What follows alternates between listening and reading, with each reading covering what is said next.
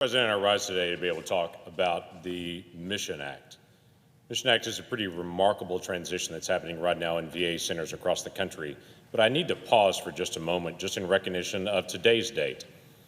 Today, as many people know here in the Senate, and if they don't know, they should know, today is June the 19th. In the South, today we recognize just as Juneteenth.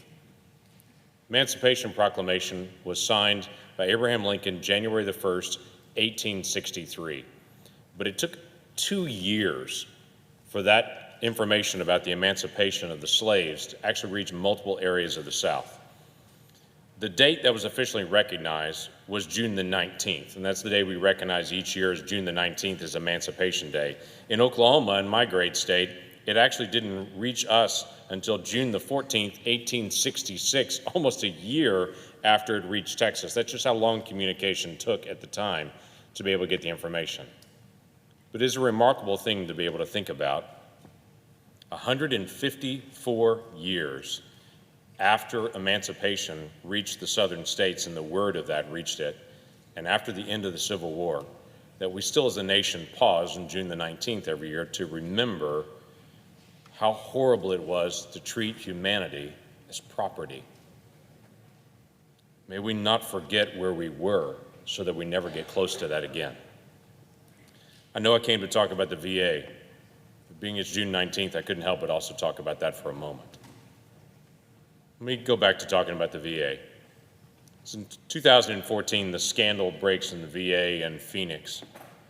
As the entire nation paused for a moment and saw what was happening in the Phoenix VA and saw how broken the healthcare system was. There's been some very significant changes since that time period. The Choice Act was passed, giving veterans the opportunity to be able to get access to health care if it was backed up and slow at their own VA health center. If they couldn't get there within 30 days to see someone, then they would have the opportunity to be able to see someone in their local area. Or if it was a long distance to be able to get there. They weren't required to drive long distances from rural areas to get to an urban VA center. They could start to get there. Now that passed with the Choice Act, and it was the beginning point of reform in the VA centers. Now, there were lots of problems at the very beginning of the Choice Act. Finding access to doctors getting paid, how far is the distance, is it based on mileage on the road, is it as the crow flies, all kinds of things that got worked out in the first year or so. But within the first year, we started seeing veterans getting access to care closer to home and faster. But early on in that success, we also realized there's a need for major changes. Not long after that, this Congress passed a reform of hiring and firing at the VA, giving authority to supervisors at VA that if they had someone that was not taking care of our veterans, to have a faster path to actually review this person, evaluate this person, and if they would not change their behavior in their workforce, to be able to release them. That special authority was given to VAs all across the country just a couple of years ago, and VA centers have used that to dramatically change the face of the people taking care of our veterans. Across the country, multiple individuals that were not putting veterans first have now been removed from VA centers, including from those in Oklahoma. And people that are passionate about taking care of veterans were put in those spots. And then just a year ago this month, Congress, along with President Trump, prioritized veterans again by passing the Mission Act. The Mission Act takes the choice from a couple of years ago to the next logical step. It gives the ability for veterans to have streamlined access to be able to get to community care programs. They can still choose to go to their veteran centers, and many veterans choose to do that. They want to go there. They like their physician. They like their nurses. They like the process they go through there. But some of them want to go to a physician that's in their community. Maybe their spouse or their kids go to that same physician. It's a family physician that their family has known for a long time. And so instead of being required to head to the VA center, they have the option to be able to get care in their own community. It also is a situation where if they need a specialist and the Veteran Center doesn't have it that's close to them, they can get access to that specialist in the area that is close to them. I will never forget the day that I dropped into one of our veteran centers in Oklahoma. I dropped by on a Sunday. Quite frankly, I wanted to be able to meet the veterans and knew none of the administration would be there.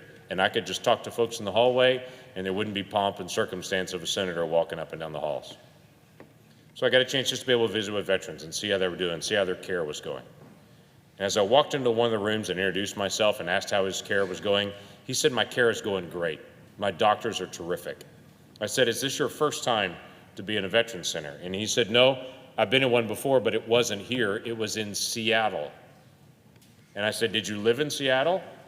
His response was, "No, I didn't live in Seattle. I lived here in Oklahoma, but I needed a certain type of cancer care, and the VA said to get that specialty cancer care, I had to go to Seattle to go to that veterans center and get it." My next question was obvious. Did your family get to go?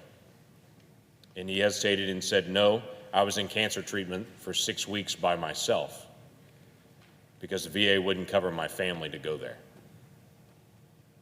So for a veteran that served us and who had to be away from his family in service multiple times, then had to be away from his family again when he had cancer treatment, why in the world would we do that? When in Oklahoma, we have the Stevenson Cancer Center, one of the top cancer hospitals in the country is in Oklahoma City. We have great cancer care in Tulsa. We have some phenomenal facilities that could have taken care of that veteran, and his family could have participated with him and not been separated again at one of the most traumatic moments of his life. Guess what? With the passage of the Mission Act, that will never happen again. Specialty care like that can be done locally. When there's a great specialist nearby, they can get to that specialist nearby. The Mission Act really was a sea change in how we make sure the promise to our veterans is being maintained. It's not about putting all veterans of all cases, of all care, in a veterans center and saying that's where everybody has to go. It's going back to the veteran and saying, what would you prefer? What's your preference? Or what's best for your treatment? And best for their treatment may not be that VA center there. It may be a high-skill, highly prepared, quality set of doctors in the specialty center nearby for diabetes or cancer. This allows them to be able to do that. Now, I do commend our veterans care centers in Oklahoma. There's some really great leaders that are there that are working very hard. And in a transition in personnel that has occurred in the last couple of years and hard decisions that have been made, they have put in some really top-notch folks. And I'm proud that they're in my state and in the way they're taking care of our veterans. But as we implement the Mission Act in the days ahead, my hope is that we continue to give veterans the opportunities to make choices about their own care, and that we continue to achieve stronger and stronger skill set in our veterans areas, that our VA centers become areas of high quality for the areas where they are the best and where they have the highest quantity of issues. But when a specialist is needed, maybe it's outside of our veterans center to be able to make sure that those veterans get the best care they possibly can. I look forward to the regulations continue to be rolled out, as they are being rolled out right now. But most of all, I look forward to looking our veterans in the face and saying, are you getting the care that you need?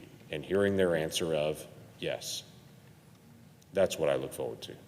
With that, Mr. President, I yield the floor.